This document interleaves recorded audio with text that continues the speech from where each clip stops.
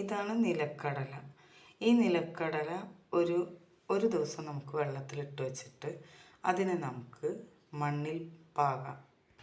അത് മണ്ണിൽ കുഴിച്ചിട്ടപ്പോൾ ഇതാ ഇതുപോലെ ആയിട്ടുണ്ട്. ഇതുപോലെ തെയ്യായി. ഇതാ ഇത് പുതിനയാണ്. ഇതാണ് ഇതുപോലെ വന്നിട്ടുണ്ട്. നന്നായി മുളച്ചു കേട്ടോ. ഞാൻ 2-3 സ്ഥലത്ത് കുഴിച്ചിട്ട് അവിടെയൊക്കെ മുളച്ച്.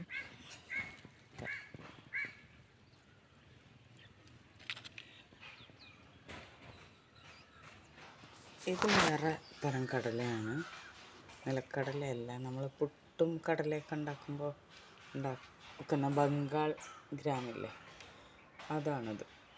ഏത് സീഡ് നമുക്ക് ഉണ്ടാക്കാൻ പറ്റുമെന്നുള്ളത് എനിക്കിപ്പോൾ വളരെ ക്ലിയറായി മനസ്സിലായി. ഞാൻ ഉണ്ടാക്കുന്നു.